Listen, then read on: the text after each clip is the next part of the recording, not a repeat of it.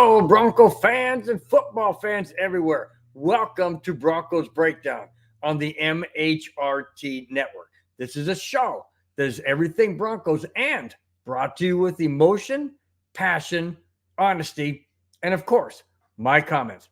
I am your host, Bronco Bill.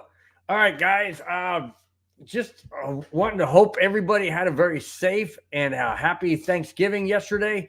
I know that myself, my wife, we had a wonderful time. It was good to have family around. I hope everybody felt the same. Guys, it doesn't get any better heading into this week on a 4-game win streak. But the reason why I'm sporting the Avalanche hat, Avalanche play tonight at 5:30. It will be coming on during the show. I'm not going to be watching it. I'm going to be watching it, but not during the show. But just sporting both the Avalanche and the Denver Broncos. And we just want to keep this energy and excitement going. The Avalanche won the game last time they played. Who'd they play? Not Quebec. Who's the other one? Why am I saying older teams like Ottawa Senators? I don't know where that came from. Anyways, the Avalanche won, and they got to keep it going tonight. They're playing against the Minnesota Wild in Minnesota, and then they play again tomorrow night, and then the Broncos play on Sunday. So this is a Colorado sports weekend for sure. Absolutely for sure. Once again, guys, thanks so much for being in the chat. Thanks for much. Sorry, guys. Thanks so much for watching and for your support. Really, really do appreciate it. Wearing the Broncos Breakdown gear because it's a little bit cool over here in Southern California. Had some rain earlier today and all that, so just kind of trying to stay a little bit warm and just thought I'd change things up a little bit. D-Rock batting leadoff is in the house. D-Rock says, Big Bill. I said, Big D-Rock, what is happening? Batting second, Mohammed Badri. Good evening, Bill. Good evening, Mohammed. Glad to have both of you guys in the chat. Let's see. D-Rock says, happy belated Thanksgiving. Gobble, gobble. I guess I could have done without doing that, huh? But hey, you know what?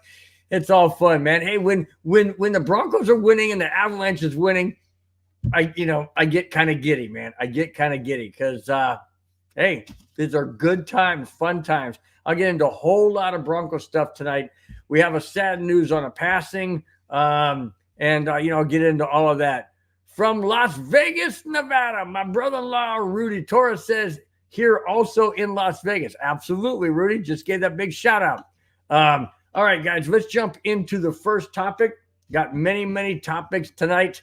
Thanks so much for each and every one of you for being on the show the day after Thanksgiving and a very, very long weekend. Thanks again, guys. Really appreciate it.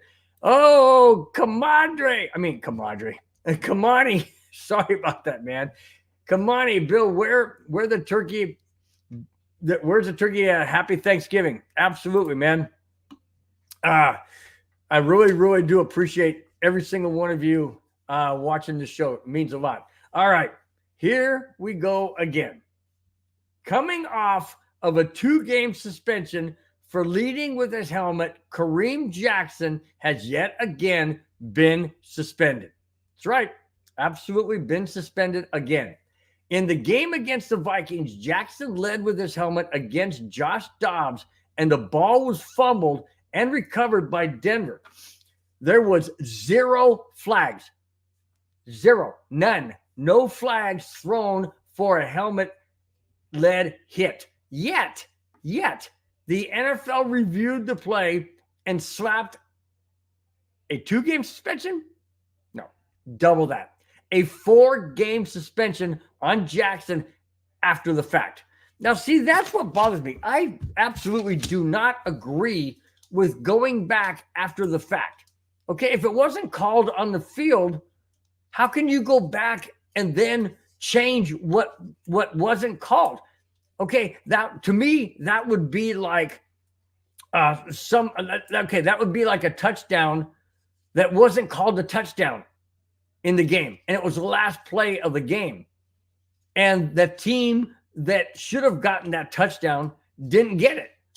But the NFL goes back and reviews it and said, oh, yeah, that's a touchdown. Game over. The team that lost on the field ends up winning because the NFL changes it. That's what I'm talking about. This is ridiculous. This is absolutely ridiculous. What is Kareem Jackson supposed to do? Okay, people say, well, lead with your shoulder. Okay, well, if you look at the play closely, Dobbs is a running back. Yes, he's a quarterback on the team of the Minnesota Vikings, but he was a running back on that particular play. The tight end, I believe it was Hawkinson, he was the quarterback, quarterback, took the snap, pitched it back to Dobbs to run around the end. It was 3rd and 1 inside Broncos territory, and Kareem Jackson blows up Dobbs, hitting him. He did not hit helmet to helmet. It was not helmet to helmet. Go back and look at the replay. It was not helmet to helmet. He hit him right here, and the helmet, because Dobbs took the hit here, his head's going to come down because it's a blow. The helmet comes up, catches him in the chin. All of a sudden, the NFL rules that's a helmet to helmet. Well, they said he launched himself and led with his helmet. Okay, I'm going to get into let me follow that up real quick because this is extremely important. Okay, extremely important into why these NFL players, and I'm not just talking about the Broncos. I'm talking about all the teams, every team in the NFL, all 32 teams. And this is a major problem because the NFL has it in black and white that you cannot launch, you cannot use your helmet, blah, blah, blah. Well, I'm going to get into an incident that happened against the Broncos that was called on the field as a penalty, but no suspension. And NFL is targeting Kareem Jackson on purpose. They're saying that he's a hitman, so to speak. And I know Kamani calls me Hitman Bill, but this is a whole different type of thing. In my opinion, they are targeting Kareem Jackson because they're saying he's a, quote, assassin kind of guy, or he's dirty, or he doesn't play by the rules. You know, can you imagine if Jack Tatum of the Raiders of yesteryear from the 70s, and I know a lot of you guys might not know who Jack Tatum was, go back in YouTube and type in Jack Tatum on the hit on Darryl Stingley that paralyzed Darryl Stingley in a preseason game on a ball that was way overthrown.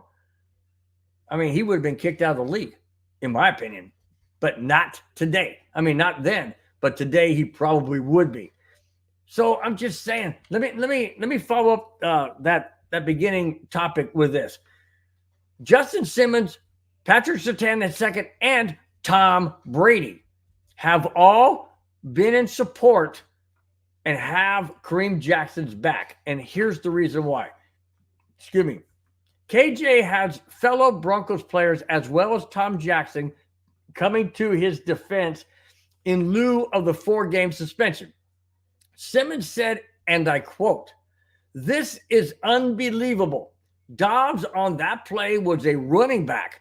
The tight end was under center and snapped the ball and tossed it back to Dobbs, who wasn't defenseless." That's a key word. Wasn't defenseless. On 3rd and 1, where you're fighting for every yard, how are you supposed to stop the runner from falling forward? End quote. Great comment. Great comment by Justin Simmons. What are you supposed to do? Just turn your back and go, okay, get the yard. No, this is football. This is not flag football. This is contact football. You make contact. And if, in my opinion, and it's just my opinion, but these players know going into a sport like the NFL where you are potentially able to get hurt, seriously hurt, and maybe paralyzed like Darryl Stingley, you need to know the risks. It's just like any other high-risk job or profession. And I'm not going to name some because I don't want to get backlash from comments and stuff, on my shows. But you know what jobs and careers that are out there that are in harm's way. Okay. And it's not just sports. Football is a contact sport which involves possible serious repercussions. You hit your head a certain way, you can be paralyzed. You break a leg, you tore your ACL, MCL, and PCL like Williams did. Yeah, it can be career-ending, detrimental. It can be health detrimental as well. So with these guys know going in, and the NFL is trying to dumb this down. I've mentioned this many, many, many times in my shows. The NFL is trying to put skirts on these guys and say you can't do this. They know full well the possibility of being injured. Now, should the NFL do everything it can to protect them? Yes. But don't put skirts on them. Don't tell them that they can't tackle a certain way or can't hit a certain way. That is absolutely taking away from the game. It really is. And I'm not saying go out there and purposely try and break a guy's leg or to purposely try and take him out, with a hard hit. But if it happens, I mean, there are many, many plays. Look at Terrell Davis. Going back to those guys who you watch this show and you old enough to know and watch Terrell Davis when he there was an interception, I believe. The Broncos obviously had the ball. It was an interception, and Terrell Davis went down to make the tackle, and he landed awkwardly and got rolled up, and he tore his ACL. It happens. It's not done necessarily on purpose, but it happens. Was Kareem Jackson trying to hit helmet to helmet to Josh Dobbs? I don't know. I'm not Kareem Jackson. But going by that play, it sure didn't look like he was trying to hit the helmet. He hit him right here. Dobbs goes down because of the blow, and the helmet comes up. Now, how in heaven's name is Kareem Jackson supposed to stop that? If he dives for his legs and injures his legs, that'll be a penalty because he went low. The NFL is making it so you can't play defense the way defense is supposed to be played. And it's frustrating. Let me continue. All right. Simmons also referred to the hit that Cortland Sutton took from a Buffalo Bills player who drew the flag but wasn't suspended.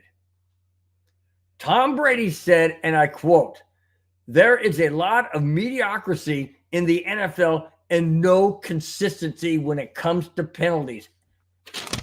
End quote. I absolutely agree. Totally agree. And that's why I say the NFL is targeting Kareem Jackson for whatever reason they're targeting. And they say that, they're referencing or whatever, implicating that he's a dirty player, that he constantly goes out and does this on purpose. I say the opposite. I say this is what he was taught in high school or college. And now he's in professional football, and the NFL is trying to dumb it down and put skirts and flags on these guys and turn them into pansies, basically. Don't touch this guy. Don't hit this guy. He's a quarterback. Can't touch him. Bull crap. You can. And if he's a running back on a play, you can hit him. And I didn't see a single issue with that hit. And neither did the referees in that game. But the NFL league office had to go and look at Kareem Jackson because, in my opinion, they don't like the guy. I'm being forthright, right here from me, from my feelings. They don't like him. Period. Otherwise, the Buffalo Bills player should have been suspended for the hit on Cortland Sutton, which was helmet to helmet. This one wasn't. All right, I move on. Back to the chat before I get way too wound up. Okay. Kamani, you nailed it. Just like I said, I think they're picking on Kareem. Absolutely they are. Absolutely. And I don't know why, other than the fact they don't like him or they don't like the Broncos or something. I have no idea. Other players do it and they kind of look another way. Well, yeah. I mean, that was a penalty. So, we're not gonna suspend him. I mean, it's only one time. I mean, come on, seriously? Okay, Rudy says still both helmets hit. They did, but again, if you look at the video, Kareem comes in here, right around in this area, hits him in the chest. Dobbs is going to lower his head because he's taking a blow. I mean, you get hit here, your head's going to come down. And then Kareem comes up and hits him. That is a deflective move. That is an absolute deflective move. It was not a targeted helmet to helmet. It was a targeted helmet to chest. What is wrong with that? Running backs put their helmet down every single freaking time they go into the line. Every time. So every running back that goes into the line against linemen or linebackers that put their head down and hits them in the chest, they should be penalized. If the rule states you cannot lead with your head or your helmet, and the running backs, every single running back does, every single running back should be penalized. If that's what the rule states. I mean, seriously, you see quarterbacks diving over the top when they're at the goal line, like on 3rd and 1 or something, and you see quarterbacks jumping up and diving over the line. And where are they leading with? Their freaking helmet.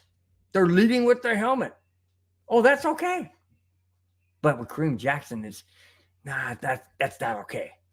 That's not okay. Yeah, the NFL is double standard, and it needs to stop. Needs to stop. All right, I got to move on. I could do a whole hour on this. I've already done 17 minutes, so we got to keep moving on. I agree, Mohammed. They're making the game so soft. They really are. And they're making it so, in my opinion, they want scores in the 50s and 60s. Because if you take the defense out of these games, you're going to have a shootout every single week of games in the 30s, 40s, and 50s. I mean, that's just the nature of the game. And that's all well and good, but don't water it down. Don't water it down. These teams need to earn it, not given on a free ride because the defense can't hit anybody. I mean, that's exactly what it's coming down to. And you guys are totally dead on. Totally dead on. D-Rock says the NFL will roll out those ridiculous padded helmet caps they use in training. Oh, yeah, that's probably something else that's coming. And that'll look really freaking stupid. I mean, you got these big old pillow things on the helmet that look like go look at some of the practices. They look stupid. Absolutely stupid. Well, yes, it's protecting their head. They got into this sport knowing full well the ramifications that could possibly happen. I've stated many, many times, there's many professions out there where people put themselves in harm's way. They volunteer. Nobody forces an NFL player to go in the NFL. They choose to. Why? Because of the money and the fame and the fortune and the trophies and the Hall of Fame and the MVP and all pro. And I don't fault them one bit. But for every positive thing they go in there for, there's a negative of a possibility of being seriously hurt. It's just the way it is. It's the way it is. All right. I got to keep going. One more comment. Rudy says, yes, they still hit, meaning that the helmet still hit. That's true. But if that's the case and they're going to call helmet to helmet on something like that, then the rule needs to be changed.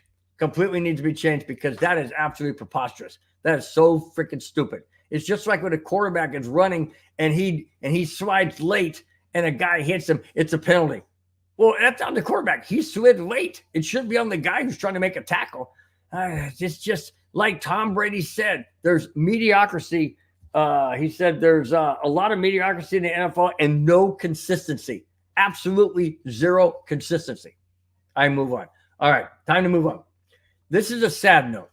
And for those of you who are old enough, or maybe you've even seen it on YouTube or in replays on NFL Network or whatever, the Denver Broncos back-to-back Super Bowl championships of 1997, 1998 has lost a member from those back-to-back Super Bowls. Here it is.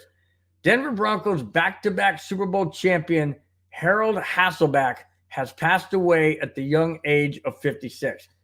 His battle with cancer ended yesterday on Thanksgiving. Hasselbeck also played in the CFL and won the Grey Cup, which is equivalent to the NFL's Super Bowl. He is survived by his wife, Andrea, 4 children, Ashley, Turan, Avon, and Kian, as well as 4 grandchildren. Harold Hasselbeck, an outstanding player for the Denver Broncos, has passed away at a very, very tender age of 56. Broncos country sad, Broncos organization is sad, and Broncos retirees and former Broncos are extremely sad. Harold Hasselbeck, may you rest in peace, and may your family live on with your legacy as they continue their life without you. Harold, you'll be missed. You'll be missed. All right. Let's see if I have this right. Yes. All right. Sean Payton. As the Broncos prepare for the Cleveland Browns and on a 4-game winning streak, Sean Payton says there's no time to exhale and relax. What that means is don't drop your guard. Don't say, oh, man, we won 4 in a row. We beat Kansas City. Can you believe that, man? And then we beat Buffalo. And then we come back against the Vikings. Oh, my gosh, nobody can stop us. Don't even think that for a minute. Don't even think that for a minute. And what Sean Payton is saying is don't exhale. Don't sit there and go, yeah, man, this feels great. Whew, man, we got that off our back. We got that off our chest. We feel great. That's when you stumble. That's when you stumble. And his exact words are no time to exhale and relax. I totally agree. Just because Denver has beaten the Chiefs after 16 games, the Bills in New York on Monday night, and the comeback against the Vikings doesn't mean anything going forward. Means absolutely nothing until you can keep it going. If Denver wants to make a serious push for the playoffs, it has to continue each week. And that starts this coming Sunday. And I'll get into that topic in just a little bit as we continue on. All right. This is interesting. And I can't confirm this, but I'm throwing this out there because I saw this on Twitter. We all know that you can't trust everything on the internet. And I've tried to get a hold of some sources and things, and nothing is confirmed as of yet. So I'm saying this with a very, very strong grain of salt. Don't take this for actual fact. And in some cases, I'm kind of wondering if I should even throw this out there. But I'm going to say this, and I'm going to say this by prefacing this segment. There's a possibility that the Denver Broncos may get back a receiver prior to next year. Here it is. Again, I'm saying this with not tongue in cheek, but I'm saying this with a grain of salt. This is not fact as of yet. And I know that when I start my show, I say honesty, and I do mean honesty. I say everything as the truth. And that's why I'm saying I'm not sure on this one, but I'm going to throw it out there because it may come true. Okay? Guys, keep that in mind, all right? According to Broncos insiders, I don't know who those are. I have no idea. It didn't come out with a name or anything. But according to Broncos insiders, Tim Patrick could be coming off IR and may be available for the Broncos against the Browns this Sunday. Now, like I said, I have not heard anything concrete. I don't know that for a fact, but I'm saying it's a possibility. And who knows? Tim Patrick could come off of IR, but is he going to be ready for Sunday's game? I have not heard anything about him being in practice. I haven't heard anything about him being officially off of IR. So I'm not saying it's fact. I'm saying it's a possibility. There's a huge difference, a huge, huge difference. So please, whatever you guys do not quote me and say that it's a fact. Go back to this video if you have any questions, because I'm not saying it's a fact. I'm saying it's a possibility. There's a huge difference. All right. Speaking of possibilities, this one seems more as a fact. I continue. PJ Locke. The Denver Broncos are getting healthy as they get ready to face the Cleveland Browns this Sunday. Safety PJ Locke returned to practice, and the Broncos are hoping he will be able to go come Sunday. With Kareem Jackson, out for 4 games, the Broncos desperately need a healthy Locke to go opposite Justin Simmons at safety. I totally agree. We have to have PJ Locke healthy. We have to have him in the lineup because I'll tell you what, and I'm going to get into Cleveland and their weapons and all of that thing moving forward, but we have to have PJ Locke. Absolutely have to. He's a force to be reckoned with back there. And with Kareem Jackson out because the NFL is, making an example of him week after week. And I know you're going to say, well, Kareem Jackson put himself in that position. Yes and no. And I'm not going to go back to I spent almost dang near 20 minutes of the show talking about it. So you want to go back and rewatch it, that's fine. But I'm not going to I've already stated my case. And so did Justin Simmons, and so did Patrick Surtain, and so did Tom Brady. So there's a lot of knowledgeable people out there that have already supported Kareem Jackson. All right. This things like this bother me. Okay, things like this really, really bother me. Because apparently the First Amendment of freedom of speech doesn't happen. Well, unless politically, you're on their side of the table. But freedom of speech does not exist as freedom in this country anymore. You can't say certain words. You can't say harmful words. You can't say derogatory words. And I understand that. I totally get it. But when there's a word or a name in reference to something about the history of this country, how is that wrong? How is that apologetic in nature? Here we go.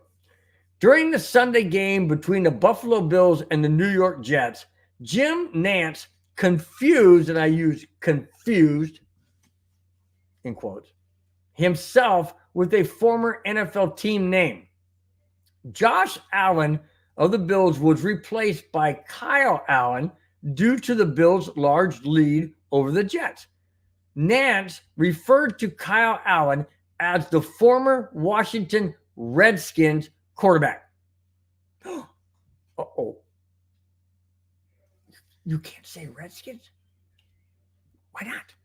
They're the Indians. Sorry. That's number 2 for me because you can't say Cleveland Indians either. Holy smokes. Why not? This is history. The Washington Redskins were named for the Indians that were in that area. And they were nicknamed the Redskins. Their color of skin is reddish. How in heaven's name can you not call them that? And do you know that today there is a band of Indians that are forming a petition to try and force the Washington owners to change the nickname back to the Redskins? Now, I'm not saying this. That's the that's the Indians in that area that are pushing to get the nickname Redskins back in Washington for the football team. Why is that offensive? I mean, I know that there's offensive names out there that people call people, and they shouldn't. Those are hurtful. But when a team is honoring a particular tribe or a particular people of this country, how in heaven's name is that offensive? And Cleveland Indians can't call themselves the Cleveland Indians? They have to call themselves the Guardians? Why? Because the name Indian is offensive? You got to be kidding me. You've absolutely got to be kidding me. That doesn't make an ounce of sense to me. Well, they did a lot of, bad things. You can't call the San Diego State, or you can call them the Aztecs, but you can't have the Aztec guy on the field. Well, because they had a spear. Come on, man. Since when has America gotten so soft that we cannot honor people and tribes or type of people on our football team. It's an honor. It is an absolute honor to be named from a football team. If you're people like Indians, Braves, Atlanta Braves, saying Minnesota Vikings. Oh, Vikings were bad. Oh, they're not going to change. Come on. It is ridiculous.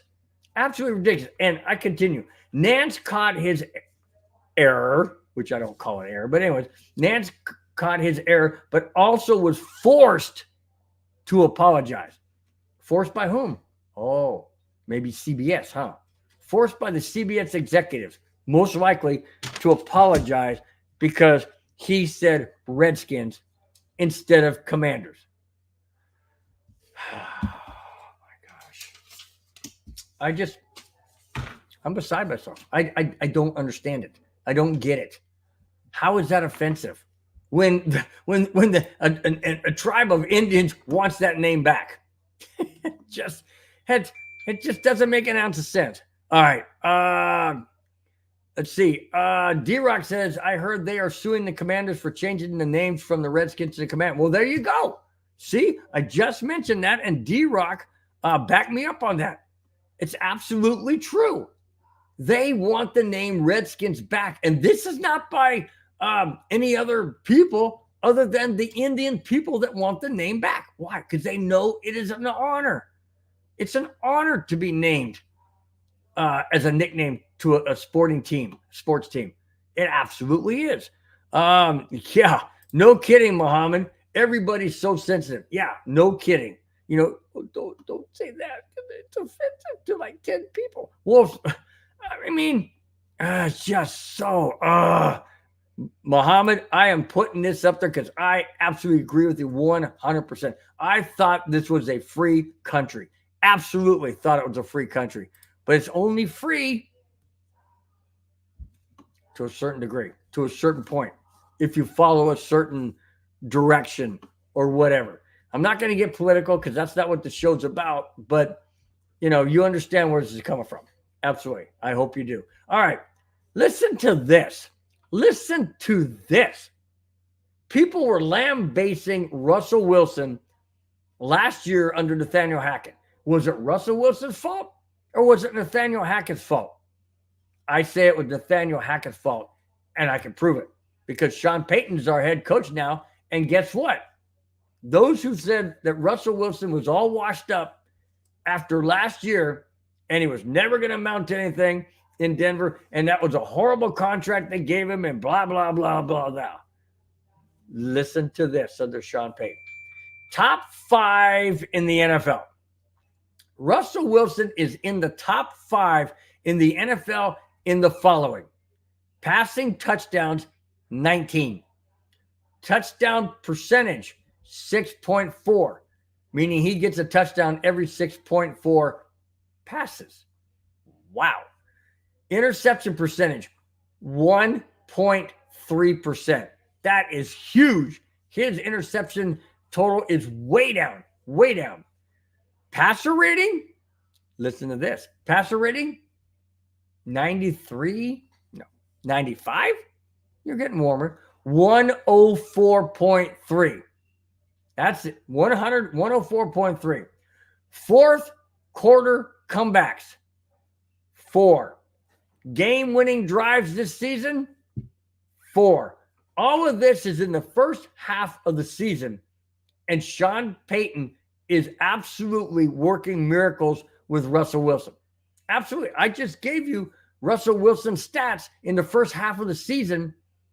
He's in the top 5 of passers in the NFL. Who would be above him? Patrick Mahomes? CJ Stroud? Who else would be? Maybe Herbert? Maybe the one from Philadelphia. I can't think of his name. He would be up there. Maybe the quarterback for Baltimore. I mean, there's a lot of people there's just a few, I should say, of people, a handful of people that could be above Russell Wilson if he's in the top 5. It didn't say he was 5th. It said he was in the top 5, which usually means he's 5th. Otherwise, it would have stayed in the top 4, top 3, whatever. But that's remarkable considering where he was last year under pathetic Hackett. And now Hackett's destroying the Jets as our offensive coordinator and play caller, which I love because the Jets just lost today to the Dolphins, which helped out the Broncos in the playoff picture. Yep, playoffs. I'll get to that in a little bit too.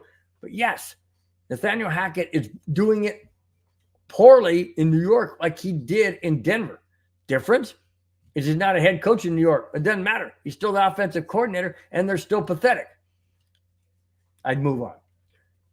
Speaking of Russell Wilson, belief and winning go a long way in never quitting till the final clock ticks down to 0.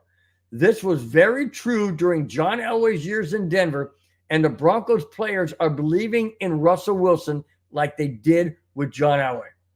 Against the Minnesota Vikings last Sunday night, with Denver trailing 20-15, Russell Wilson led a Broncos comeback and threw a 15-yard TD pass to Courtland Sutton, who made a remarkable catch over 2 defenders, with 1 minute and 3 seconds left that capped a 10-play, 75-yard winning touchdown. Final score, Denver 21, Minnesota 20. I just stated that Russell Wilson's in the top 5 in comebacks. He's got 4 already this year, and he's got 4 winning touchdowns and 4 fourth-quarter drives. That's a winning quarterback. That's the one that the team believes in, like they did with John Elway, and said, hey, as long as we got the ball and we got Russell Wilson, we can win this game. Think about it. Broncos have won 5 games this year. He's had 4 fourth-quarter comebacks. What does that tell you? That tells you, well, I don't know if it tells you, but it tells me that the guys are believing in him, that he is able to get the job done. Not like he couldn't do last year because Hackett had no freaking clue what he's doing. Sean Payton does. And the Broncos are proving that camaraderie and believing in the player next to you, believing in the offense, believing in the defense and special teams, this team is on the move upwards. And Sean Payton has everybody believing, and Russell Wilson is executing the plays, and the Broncos are on a 4-game win streak. All right. Now, there has been a Denver Bronco flex. They've been flexed out of a game. Is it this Sunday's game against Cleveland? Nope. It's the following week at Houston. The Broncos-Texans game a week from Sunday has been flexed out of the afternoon game to the early game. Why would they flex out the Broncos in the late game and go to the early game? I'll tell you why. They have been replaced by the Panthers-Tampa Bay game. Panthers-Tampa Bay? Carolina Panthers are pathetic. I don't know about Tampa Bay. I don't know if they're going to go anywhere anytime fast. But it's not about the Panthers and Tampa Bay. It's about the Broncos and the Texans. Here's why. With the morning games not having a possible playoff scenario, the NFL wanted to showcase the Broncos. They wanted to showcase the Broncos and their push to the playoffs. Wow, that is awesome. But there's a catch. There's not a catch to the game being flexed. That's already been done. But there's a catch. If the Broncos lose to Cleveland, heaven forbid, but if the Broncos lose to Cleveland this Sunday, that also means that the Houston Texans game that the Broncos will be playing in Houston that morning will be even more important because the Broncos will definitely need to beat the Texans to kind of push them back up the ladder on the playoff picture. And so this Sunday's game is extremely important. The Broncos cannot look past the Cleveland Browns. There's no way, shape, or form they can look past the Cleveland Browns because this is not an easy team. Cleveland is a very, very difficult team, and I'll get into that in just a little bit. But the Cleveland Browns are not the Cleveland Browns of yesteryear. This is not your dad's Cleveland Browns team that constantly was pathetic and lost to the Broncos in many, many playoff games and championship games heading to the Super Bowl. This is not that team. This is a totally, totally different team. All right. But the Broncos are in position to do what? I'll get to that in just a second. Let me get back to the chat real quick. Rudy Torres says, apparently not you get paid to come here and don't even have to work. What are you talking about, Rudy? What the heck is that talking about? I don't know, man. That was something weird. Hey, welcome to the chat there, Patrick Hardy. Thanks for chiming in. Thanks for being in the chat. Nope, too dirty. You must be referring to Kareem Jackson, referring that he's too dirty in his play and his hits. Okay, well, some view him that way, some don't. I just say that he's a hard hitter. He reminds me an awful lot of Steve Atwater. Now, if Steve Atwater was still playing today, he would probably be suspended indefinitely too, because he led. I mean, just go back and look at Super Bowl 32 when he hits his own player and hits a Green Bay Packers defender. Yes, he led with his shoulder, but he still was launching. And you know, I just don't like the way the game is being dumbed down. I really don't. It just bothers me. All right. Speaking of the Broncos on a 4-game win streak, can you say playoffs?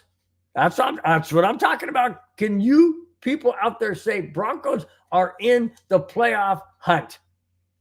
I sure can. And here it is. The AFC playoff picture as of today, halfway through the season, looks like this. Dealing with the wild card only, because the Broncos are not going to win their division. It would take a major miracle for the Broncos to win their division. So looking at the wild card only, Cleveland, Houston, and Pittsburgh are 1, 2, and 3 in that order as far as wild card. Okay? Cleveland, Houston, and Pittsburgh. Right? And remember, we play Cleveland this coming Sunday. In the hunt is Buffalo at 6-4.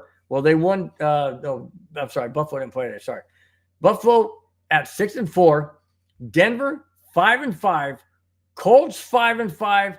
And Bengals 5-5.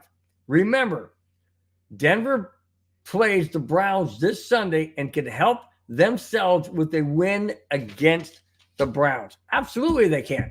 Absolutely. Now, are they going to take over and jump over the Cleveland Browns to be in that number 1 wild card spot? Probably not. But if we beat the Browns, we sure put a big, huge dent in them. That's for sure. I think the Browns are 7-3. Denver's 5-5. So if we beat the Browns, we go to 6-5. They go to 7-4.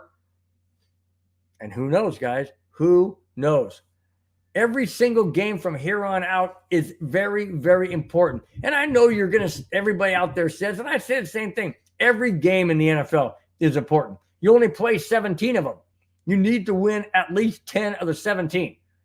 And when you start out 1-5, that's pretty difficult to win 10 and only lose, win 10 and only lose 2. Or win 9, I should say, because they were 1-5. Win 9 more and only lose 2. That's very, very difficult. It's possible. It's conceivable. The Broncos have a very, very good opportunity. They have some tough teams in front of them. Cleveland this Sunday, followed by Houston. They also have to play Detroit and the Chargers twice. You know, we got a little easy game in the middle when we play, not in the middle, but towards the end when we play the Patriots. But there's not that easy of teams. We've got the Raiders to end the season. If it comes down to the last game of the season, you know the Raider fans and the Raider players are going to get up for that. If it comes down to that, I don't know if it's going to. All I'm saying is the playoffs are right there in front of us, and it's Broncos. If you think about it, guys, it's the Broncos' chances are in their hands. It's in their backyard. If the Broncos want to make the playoffs, they need to win 5 of the next 7. They can only lose 2. They have to go 10-7. There's no way, shape, or form they're going to make the playoffs if they go 9-8. If they make the playoffs at 9-8, that means the entire AFC wild card just melted down, and Denver slid in there at 9-8. Denver has to win 5 of the next 7, or their last 7. They have to, and it's not going to be easy, guys. It's not going to be easy. But the Bronco players are believing in Sean Payton. And Bronco players are believing in Russell Wilson. and Russell Wilson is executing what Sean Payton is asking him to do. Not asking him to do a whole lot, just do what he needs to do. And that's what's happening. And that's why the Denver Broncos are on a 4-game winning streak and snapped a 16-game losing streak against Kansas City and beat Buffalo in Buffalo on Monday Night Football and snapped that streak that they hadn't beaten Buffalo since in Buffalo. And also they snapped a losing streak on Monday night. All that under Sean Payton. Why? Because the Broncos players are believing and they're getting the job done. All right. Alex Smith, welcome to the chat, my friend. Welcome to the show. Good gosh, man. Bill, be sure to clap if anyone gets hurt. Yeah, I probably shouldn't do that. But it's not, and I mentioned this many times, and I mentioned it during the neighborhood shows. And honestly, guys, I really don't want a person's career ended. That's not what I'm doing that for. It's not what I'm saying. I'm doing it because I'm glad they're out of the game, which makes it easier for the Broncos to win. And I know people say, well, you know what? If you're going to be the best, you got to beat the best at their best. Well, that's true. But in a very physical game where people get hurt and injured, then yes, there are times when you need to take advantage of somebody else's mistake or misfortune or injury. I mean, if a quarterback throws an interception, am I supposed to sit back and go, oh, what a shame. I'm sorry the guy threw an interception, but it benefits the Broncos. So why wouldn't I be happy? I'm happy he throws an interception. Am I bummed that he threw an interception and threw it to the Bronco player? No. Any more than I'm bummed that a guy got injured. Okay, he's out for a week or two. Okay, let me ask you guys this question in chat, and I want an answer.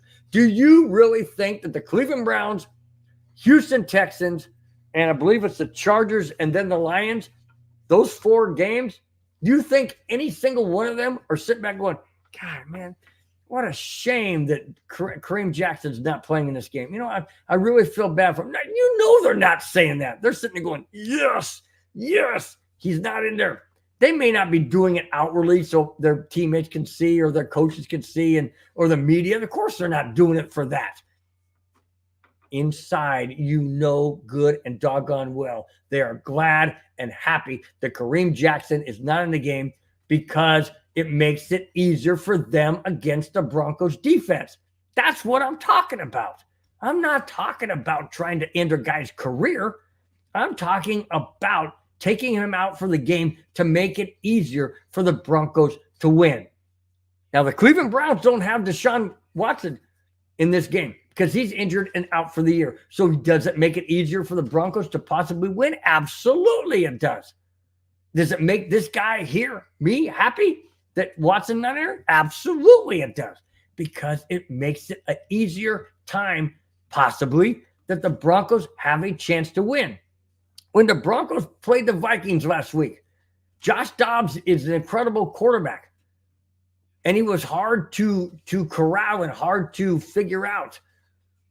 But the Broncos defense did enough to win the game and keep the Broncos in the game because of Josh Dobbs. Could they have done that against Kirk Cousins? Maybe, maybe not.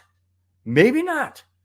But they were able to against Josh Dobbs because he was not Kirk Cousins. He was not the regular quarterback. So it helped out the Broncos. And any advantage that a team and a coach can get to help out their team is not their fault. And being injured is not necessarily the fault of the person that got injured. It's just an accident. It happens. And should the Broncos, have somebody go down, from the Browns, that benefits the Broncos. But it also benefits the Browns if it's vice versa. But we don't want to go down that road. All right. Denver, this is awesome. This is totally awesome. I love this. Denver Broncos draw fans. Now, I'm not just talking about at Mile High, because we all know that the Broncos have sold out since basically 1970. They've sold out every game in Mile High, whether or not it's Bronco fans. There was a lot of Viking fans last week, which I didn't want to see. But, hey, if it's sold out, it's sold out. And that's awesome.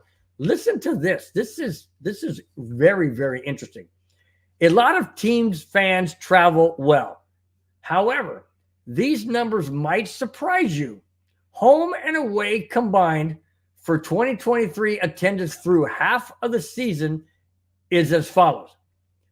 Denver is fourth with drawing 100.5% fans. What that means is it's a completely sold out and standing room only.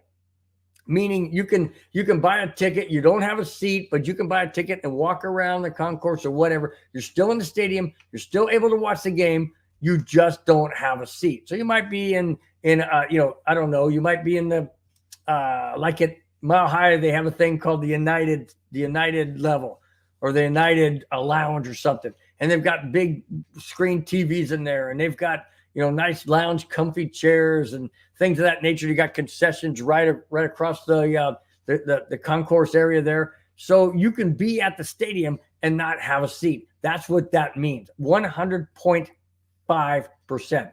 That's the Broncos at number 4 with drawing people to their games.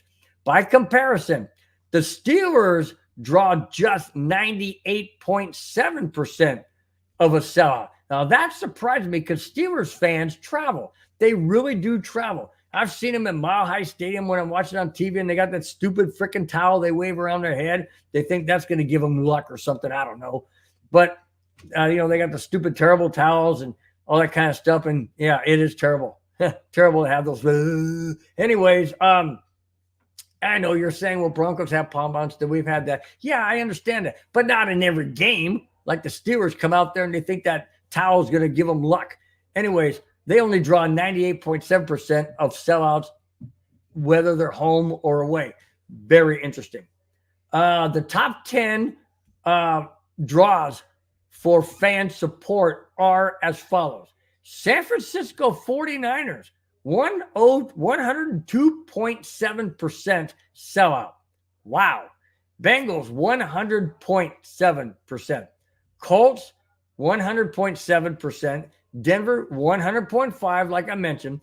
Kansas City, surprised me, 100.4%. Miami, 100.4%. Browns, 100.3%. And I'm wondering if that's because the Browns are on a winning, doing well this year. That's probably why. Eagles, obviously, 100.1%.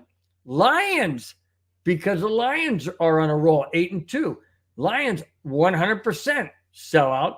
And Rams, that surprised me, 100% sellout. Maybe because they won the Super Bowl a couple of years ago. In the division, the Chargers are 97.6%, which 97%, in my opinion, are opposing fans. So that's why it's 97.6, because 0.6 is Charger fans. Anyways, and the Raiders are 98.4%. They're higher draw than the Chargers, and but not quite as high as the Chiefs. So the Broncos lead the division with fan support, home or away, followed by Kansas City, followed by Raiders, followed by Chargers. Surprising? The only one that surprised me in that was Pittsburgh. I really, really was surprised that Pittsburgh was that low. It really was. I mean, Steeler fans, they always travel quite well, but I don't know why they're below 100% for sellout home and away. All right. Okay, Rudy, thanks for your support, man. Really appreciate the comment. Rudy says, "You go, Bill. You bring reality to focus. Love you, man." Rudy, really appreciate that, man. I know you're my brother-in-law, but you didn't have to be so kind in those comments, but I really, really do appreciate. It means an absolute lot. It means a ton. Guys, before I get to the last topic for the show tonight, please, if you have not subscribed, please subscribe. Hit the like button. That's the best way you can support the channel, is by hitting the like button. That lets people know that you like the show, that you support the show, and it really, really goes a tremendously long way when it comes to viewership on the show, the network, and it's much, much appreciated. Alex Smith says, why did the NFL change our game versus Houston? Okay, I alluded to that, but I will go back because you asked the question, and it's only fair for me to answer it as opposed to saying just go back and watch the show. That's not right. So the reason why they flexed it out is because let me go back really quick to that, and I'll read it verbatim so you can you'll know exactly what was said. Okay, here it is. The Broncos-Texans game a week from Sunday has been flexed out of the afternoon game to the early game. Reason? Here it is. They have been replaced by the Panthers and Tampa Bay game. Now, the Panthers-Tampa Bay game is not the reason why it was flexed out. Here's the reason why. A possible playoff scenario, the NFL wanted to okay, I'm sorry. Let me go back. With the morning games not having a possible playoff scenario, the NFL wanted to showcase the Broncos and their push to the playoffs. That's the main reason right there, Alex. They flexed it out of the afternoon game to the morning because there is no really good playoff scenario. Houston's in the hunt for their division as well as a playoff, and the Broncos are in the hunt for a playoff spot. It's a wild card.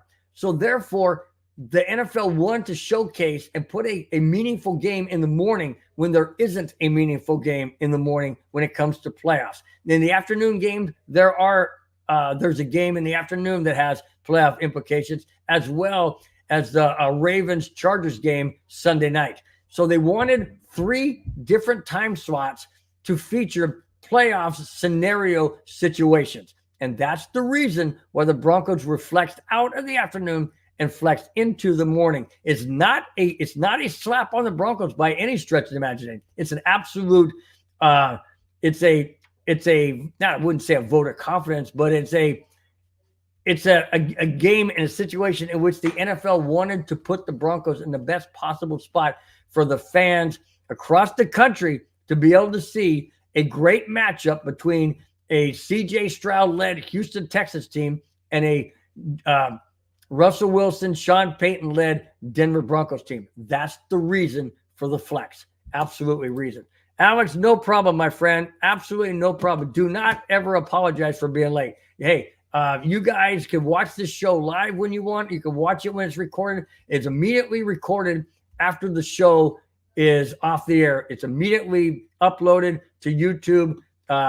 I believe YouTube, Facebook, and Twitter. You guys can watch it at your leisure. Do appreciate each and every one of you watching live on the chat, in the chat, I should say, or watching live across the different platforms. Never, ever, ever, Alex, or anybody else ever apologize for not being here on time or being late, whatever it is. You guys have family. You have obligations. This is Friday night. This is the beginning of a weekend. I don't expect everybody to be here when they have other things going on. I just really do appreciate it when you are, whether it's 5 minutes, 5 seconds, or the entire time that the show is on. Greatly appreciate it. All right. Alex L says usually play in the afternoon, so hopefully the early time slot doesn't hurt. I hope not.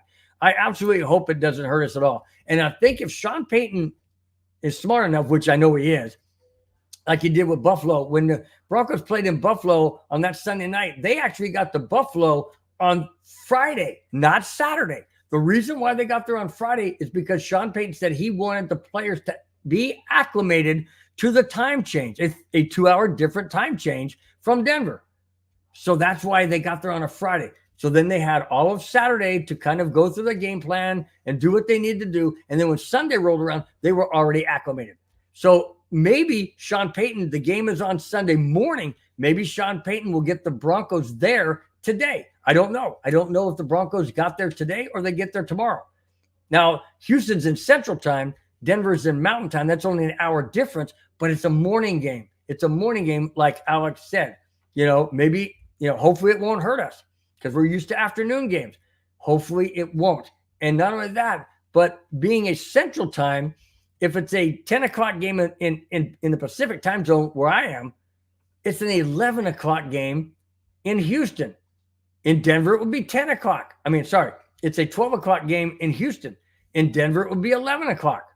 So there's a lot of different variables that Sean Payton needs to work out to get the players in the proper perspective to play the game. Now, I mentioned that I think maybe he got him there this Friday, that today. No, they're not playing Houston today. They're playing them next week. So I misspoke. Sorry about that. They're playing Cleveland this Sunday in Denver.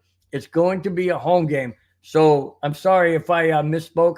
I meant the Houston game is a week from Sunday. Hopefully Sean Payton gets them there early enough to acclimate to the difference in the time, Central Time to Mountain Time, as well as getting them acclimated to playing in a morning game as opposed to an afternoon game.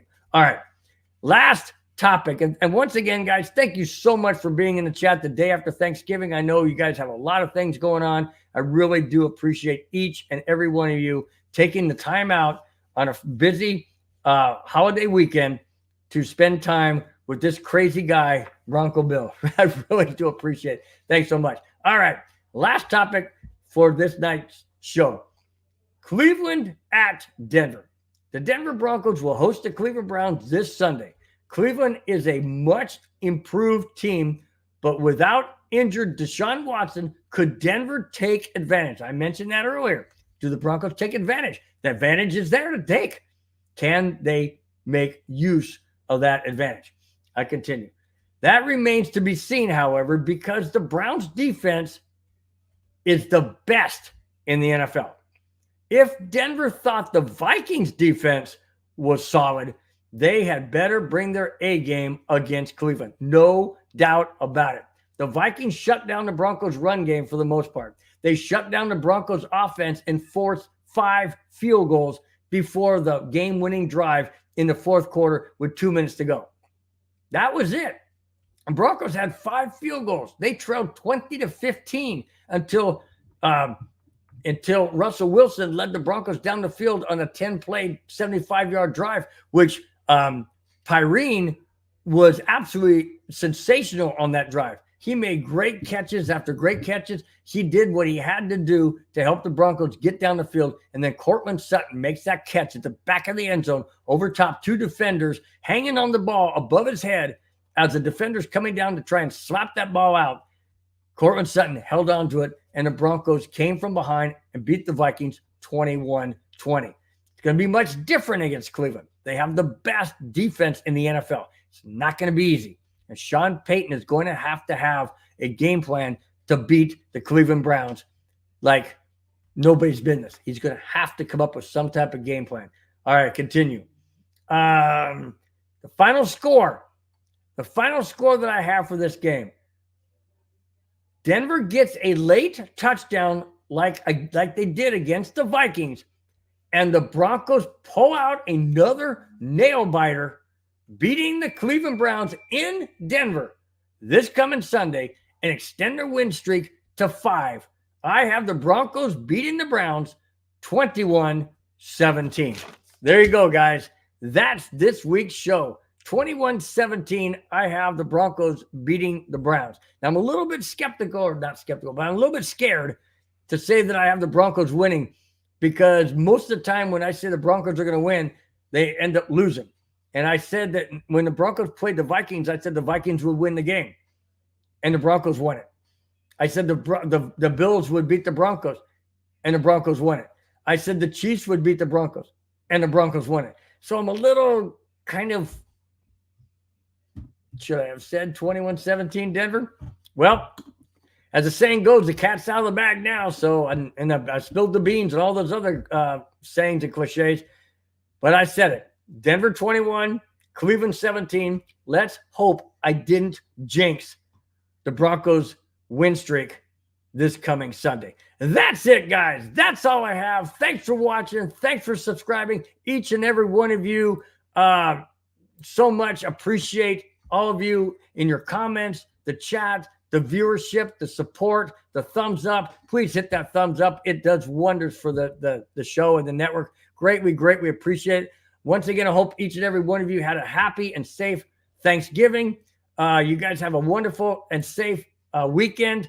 Before I get out of here, I want to give a shout out to everybody in the chat like I always do because you guys are the backbone of the show. Without you guys, I'd be talking to the wall, and that wouldn't be nearly as much fun. You guys are amazing. Thanks again, each and every one of you. And I start with D-Rock, who batted leadoff this evening. Got D-Rock, Muhammad Badri, Rudy Torres, Kamani Dixon.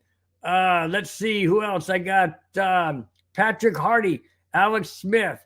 Every single one of you, you guys are the best. I couldn't not do this show with as much energy, as much passion, and as much appreciation for wanting to be here as much as it is that I want to see you guys. You guys are amazing.